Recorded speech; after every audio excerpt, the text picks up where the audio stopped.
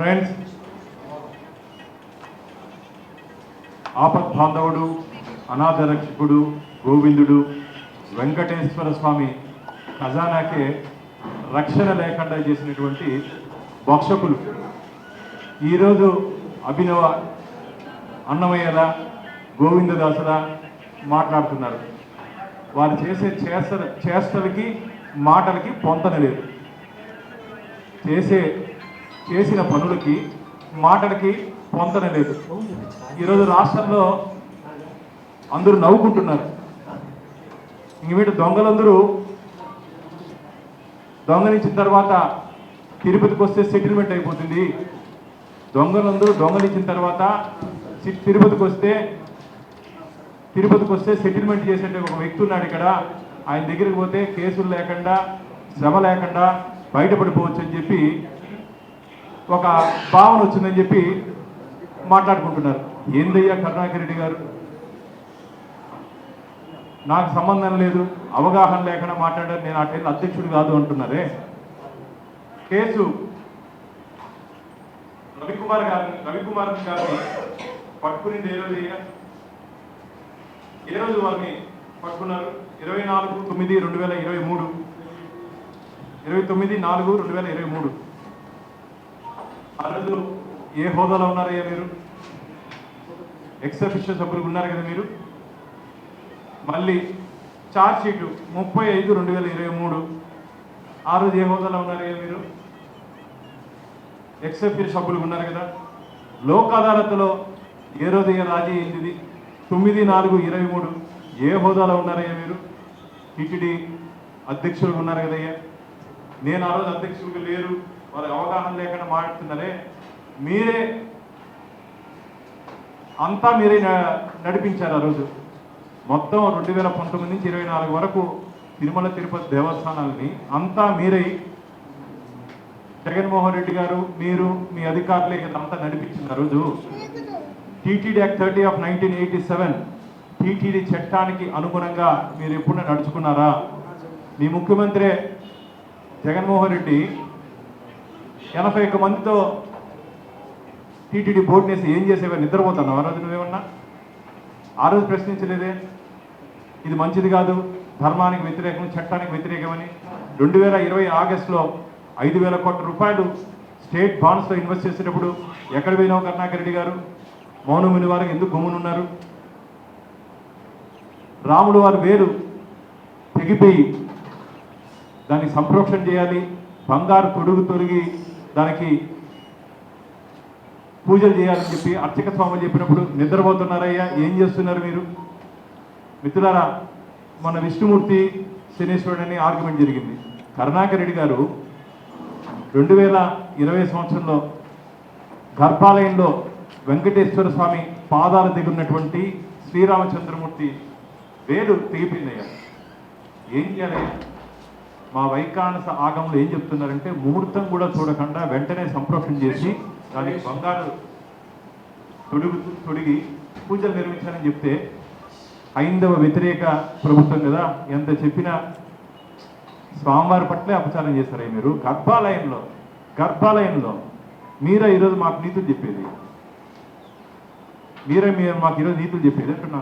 అసలు చెట్టు కింద పనిచేయదు ఎందుకు కరుణాకర్ రెడ్డి గారు? అంటే దొంగలించుకున్నది. ఇప్పుడు నేను ఒకటి అడుగుతున్నా, సెటిల్మెంట్ 40 కోట్లకి జరిగిందా, 400 కోట్లకి జరిగిందా? సెటిల్మెంట్ 40 కోట్లకి జరిగిందా, 400 కోట్లకి జరిగిందా అని ప్రజలు అడుగుతున్నారు. సెటిల్మెంట్ చేసే అధికారం మీకు లేదు. వెంకటేశ్వర స్వామి హుండీలో కానుకలు పడిన తర్వాత అది మొత్తం వెంకటేశ్వర స్వామి ప్రాపర్టీ.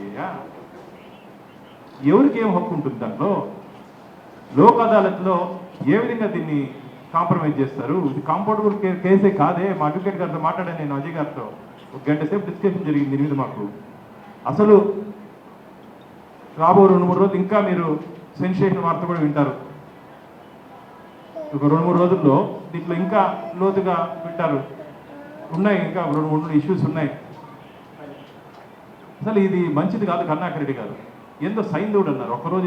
ఏం సైంధవుడు ఏందయ్యా? నువ్వు ఏం మాట్లాడుతున్నావు, దేన్ని రెఫర్ చేస్తున్నావు, ఎందుకు రెఫర్ చేస్తున్నావు నీకన్నా అర్థమవుతుందని అడిగిన. మేము పూర్తి సాక్ష్యాధారాలతో పాటు నిన్న ప్రజల ముందు భక్తుల ముందు పెట్టాం మీడియా సహకారంతో. నువ్వు ఈరోజు మాట్లాడుతున్నావే, ఆ రోజు ఎందుకు సెటిల్మెంట్ అయిన రోజు నువ్వు ఎందుకు మీడియాకి చెప్పలేదు?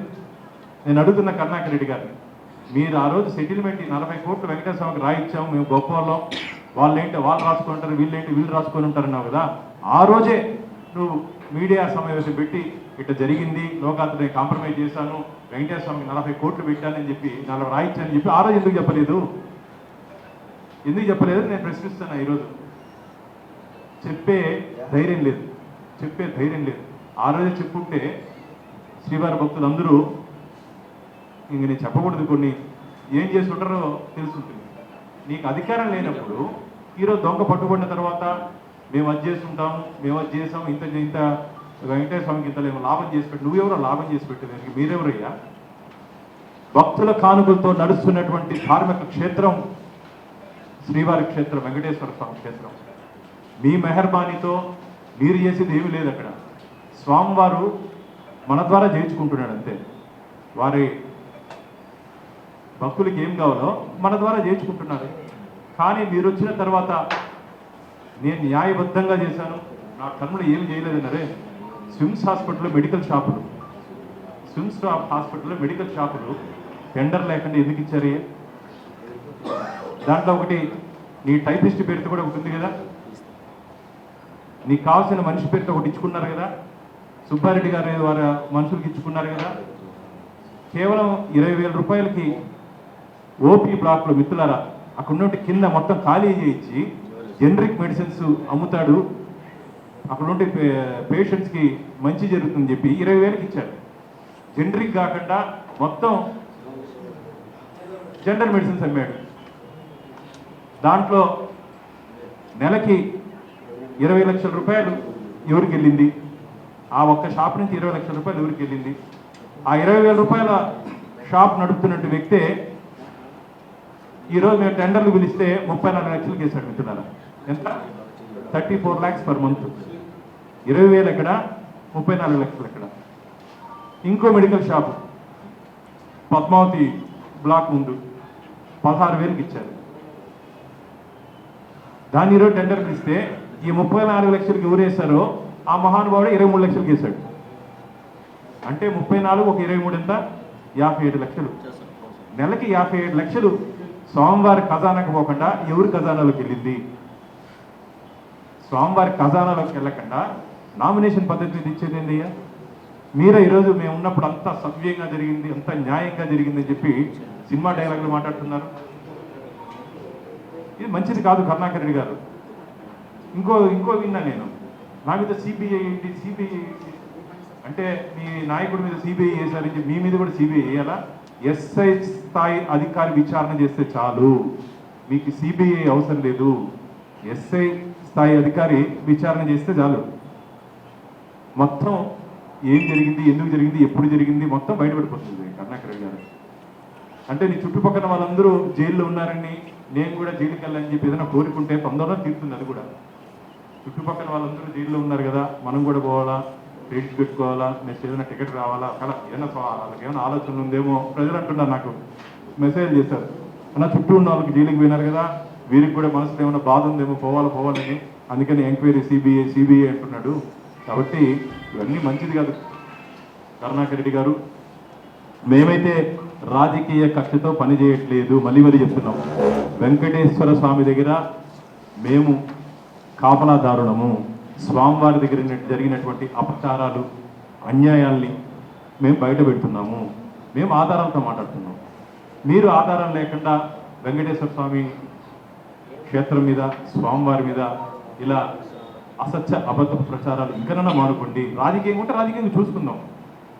ఇలాంటి మాటలు మాట్లాడద్దని చెప్పి కరుణాకర్ రెడ్డి గారిని హెచ్చరిస్తూ, ఇంతకుముందు నేను చెప్పినట్టు మళ్ళా మెసేజ్ వచ్చింది. ఆంధ్రప్రదేశ్ దొంగల యూనియన్ తిరుపతికి రావాలనుకుంటున్నారు, ఇక్కడ సెటిల్మెంట్లు బాగా జరుగుతాయంట, కోర్టుకు పోవాల్సిన కోర్టు లోకాలలో పోతే సింపుల్గా కేసులు పరిష్కరించుకోవచ్చు. ఏందయ్యా అంటే మీరు ఎవరికి స్ఫూర్తి? అంటే ఆయన అక్కడే చెప్పారు, నా హయాంలో జరిగితే నేను అలిపేరులో చాలా నడుపుకోవడానికి కూడా సిద్ధం. ఆ రోజు ఎవరు ఏ హోదాలు ఉన్నారో అని అడుగుతున్నా. ఆ రోజు ధర్మకర్తల మండలి సభ్యుడికి ఎక్సెప్టిషో కదా ఆయన, అంతా తానే నడిపించాడు కదా. లోకాలతలో వెంకటేశ్వర స్వామికి బదలాయించినప్పుడు మీరే కదయ్యా చైర్మన్, చెప్పండి కరుణాకర్ రెడ్డి గారు, మీరే కదా చైర్మను. ఇంత తప్పు ఆ రోజు ఎందుకు చెప్పలేదంటున్నా. కాంప్రమైజ్ 40 కోట్లకు జరిగింది, ఆయన అన్నాడు 40 కోట్లు ఆస్తులని. బయట భక్తులు 40 కోట్లకు జరిగిందా 400 కోట్లకు జరిగిందా అని అడగమంటున్నారు మమ్మల్ని. 40 కోట్లకు జరిగిందా 400 కోట్లకు జరిగిందా? ఈ సెటిల్మెంట్లు ఏందని అడుగుతున్నా. సెటిల్మెంట్ చేసే హక్కు అధికారం సాక్షాత్ ఈ రాష్ట్ర ముఖ్యమంత్రికి కూడా లేదు. ఈ రాష్ట్ర ముఖ్యమంత్రికి కూడా లేదు. వెంకటేశ్వర స్వామి దగ్గర ఖజానాన్ని డబ్బుని కాంప్రమైజ్ చేసి వాటాలు చేసుకునే హక్కు ఎవరికీ లేదు. ఆయన రవికుమార్ గారి దొంగలిస్తే కొందరు గజ దొంగలు పంచుకున్నారట. సోషల్ మీడియా ఒకసారి చూడమని చెప్పండి. ఇదేంటి రాజకీయ విమర్శలు కాదు, భక్తుల నుంచి వచ్చినట్టు విమర్శలు. దొంగలు దోచుకుంటే గజ దొంగలు పంచుకున్నారు. ఇది మంచిది కాదు. కాబట్టి మళ్ళీ మళ్ళీ చెప్తున్నా, మా ధర్మకర్తల మండలి దీని మీద చాలా సీరియస్గా ఉన్నాం. మా చైర్మన్ గారితో కూడా ఈరోజు మాట్లాడడం జరిగింది. ఆ హయాంలో జరిగినటువంటి ఈరోజు ఒక్కొక్క దానికి భయపడిపోతే ఎట్లా మీరు? నిన్న మేము ఏదో వీడియో రిలీజ్ చేస్తేనే రాజకీయ ఆరోపణలు చేస్తున్నారే తప్ప ఇప్పటి వరకు ఏమీ పేకలేదు. ప్రజలు పీకేశారు, అది చాలు కదా. ప్రజలు పీకేశారు. 62,000 ఓట్ల పై చిలుపుతో ప్రజలు పీకేశారు. ఇంక దానికన్నా ఇంకేం కావాలి శిక్ష మీకు? మీ నాయకుడి ప్రతిపక్ష హోదా కూడా ఇవ్వలేదు, ప్రజలు పీకేశారు. దానికన్నా ఏం కావాలి? నాకు ఇప్పుడు ప్రతిపక్ష హోదా కావాలి ఆయన తిరుగుతున్నాడు. ప్రజలు పీకేశారు. ఇంకేం భగవంతుడు డైరెక్ట్గా వచ్చి పీకుడు.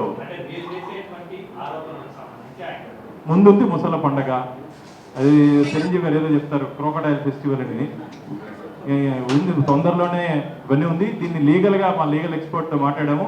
వారు దీంట్లో ఉన్నట్టు వివరాలు చెప్తారు. 2-3 రోజుల్లో ఈ వారం లోపల ఇంకో సెన్సేషన్ న్యూస్ కూడా వినబోతారు ఈ కేసు. అంటే రవికుమార్ ఈ 5 years లోనే చేశారు. కర్ణాకర్ చేస్తున్నాడు, దాదాపు 20 సంవత్సరాల నుంచి మా హ్యాండ్లో పట్టుకున్నారు, సంతోషం, అభినందిస్తున్నాం. మేము కూడా పట్టుకున్నారు, సంతోషం. పట్టుకున్న వాడిని ఎందుకు శిక్షించలేదు? పట్టుకున్న వాడిని పోలీస్ స్టేషన్లో కాకుండా వెనకాల గెస్ట్ హౌస్లో ఎందుకు పెట్టారు? మిత్రులారా, పట్టుకున్న వాడిని పోలీస్ స్టేషన్లో పెట్టకుండా వెనకాల ఎందుకు పెట్టారు? వెనకాల పెట్టి ఏ అధికారుల దగ్గర తీసుకుపోయారు? ఏ అధికారులతో మాట్లాడించారు?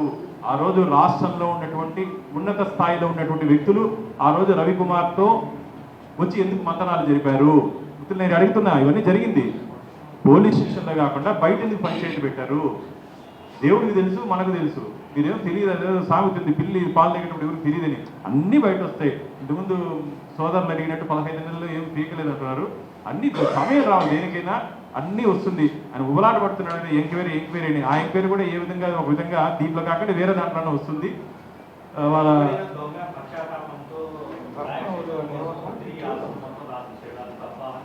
తప్పు, ఖచ్చితంగా తప్పు.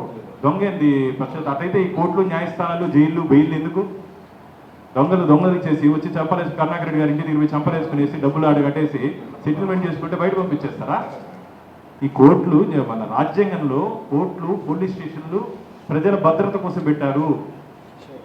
ఇదేది రాచరిక రాజ్యం కాదు ఆయన కూర్చొని తీర్పిచ్చేదానికి. నేను చెప్పిందే కరెక్ట్ అని. ప్రజాస్వామ్యంలో పనిచేస్తున్నాము. కరుణాకర్ రెడ్డి గారు, మీ మారిగా వైసీపీ సెక్షన్లు ఇప్పుడు పనిచేయవు, ఐపీసీ సెక్షన్లు పనిచేస్తాయి. వైసీపీ సెక్షన్లు పనిచేయవు, ఐపీసీ సెక్షన్లు పనిచేస్తాయి.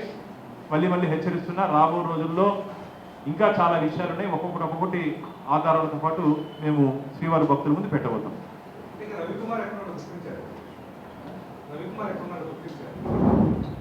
రవికుమార్కి ఆయనకి వాళ్ళ ఫ్యామిలీ కూడా భద్రత కల్పించాలి. ముఖ్యమంత్రి గారు వచ్చిన సందర్భంలో ఆ అంశాన్ని తీసుకుంటాం.